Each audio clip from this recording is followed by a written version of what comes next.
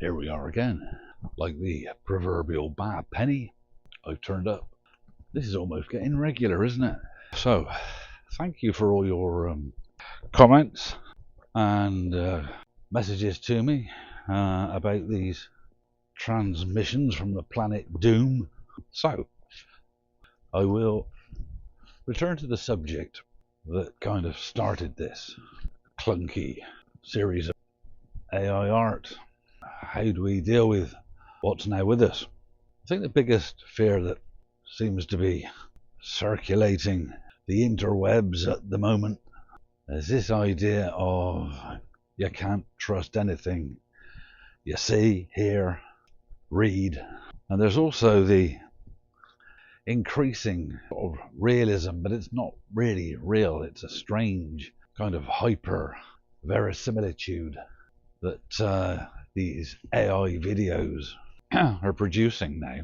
Because even though they're kind of convincing, we're still at a position where you can hopefully put a finger on it and say, no, this isn't correct.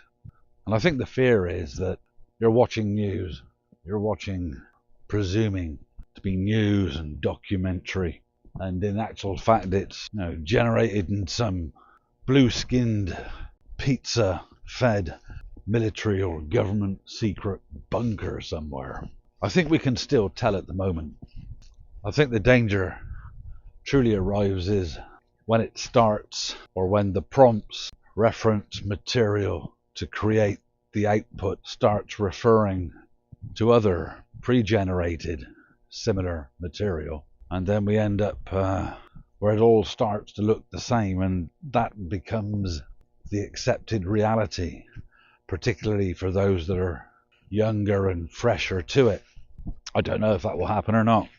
I think the technical term for that has turned up recently is the enshittification of the internet, which, let's be honest, has been a problem for a long time.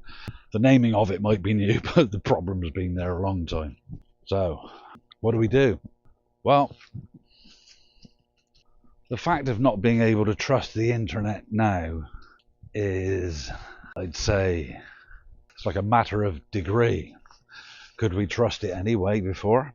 You look at the control of information, of news, generally current affairs and politics and things going on in the world. Is there any truth? You've got your philosophers saying there is no objective truth. We are in a time where known liars are celebrated and paraded as being virtuous. Despots are awarded for their civility and progressive outlook. Devils have become saviors. Some of them even want awards for it.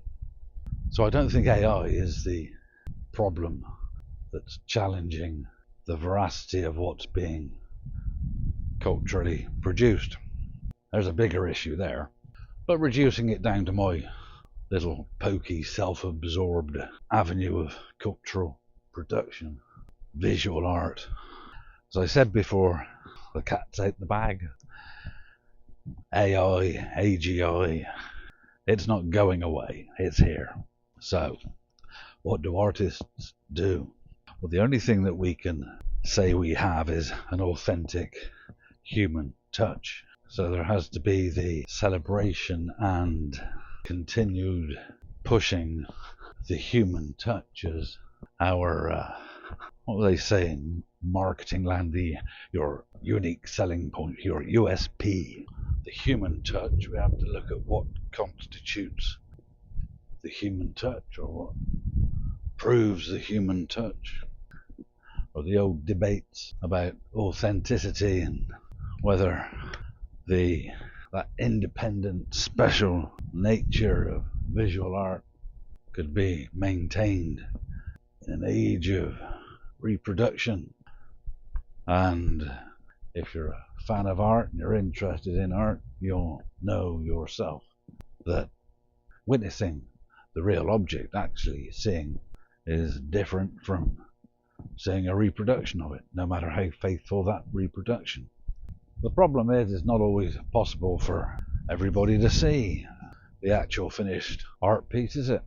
You know, I was an enormous fan and desperate to see Francisco Goya's black paintings in the Prado.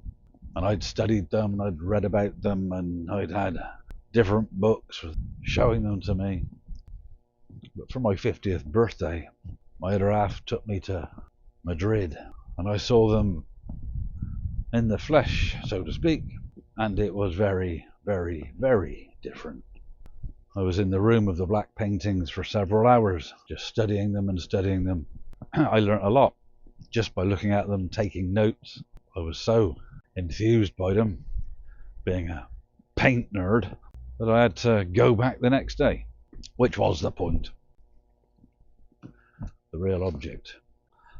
So that notion of the authentic touch, I suppose. I mean, you can get an idea of what a original Goya is like.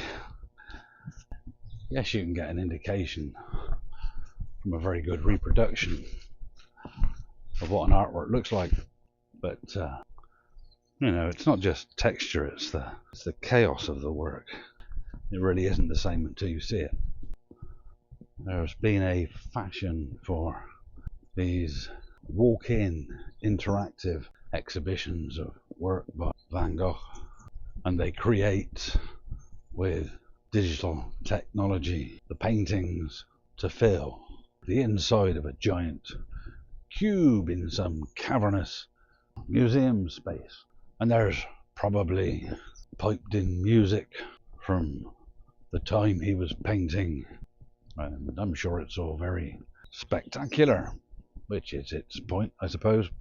But for me, it's not going to even come close to actually getting up to the small paintings and moving left and right and up and down and looking at how they were made. That's the human touch. That's what makes them special, individual. How do I do that? I don't know. I can encourage you to go to see real art in galleries and museums, and that is arguably more accessible and easy to do now than it was 40 years ago, where a wealthy city and tourist hotspot like Bath was fairly short on the gallery front. So, what can we do? What can we do? I presume the only thing I can really do is to show you me making the work. So, what I might do is stick this camera, remove it from its lofty stick, and bring it down to earth and stick it in the studio and aim it at my drawing wall. Now, I'm not going to disappear into the trap of spending more time making material for the interwebs and the unsocial medias than I actually do making my art. I don't have enough time as it is. I have more ideas than I have time to make it. It will be just the camera across the room, me making big drawings. I'm not likely to be talking. I'm a simple man. Doing two things at the same time is problematic. They won't be edited. It'll be just, okay, this is what happened today. If you like them, if people comment on them, all right, I'll stick them up again. Let's see if it works. It's an option for other creatives out there, isn't it? Actually advertise the fact that you do this. It's not AGI prompt driven or whatever, that somebody was involved, somebody made the mess. It's what we need, more people making a mess.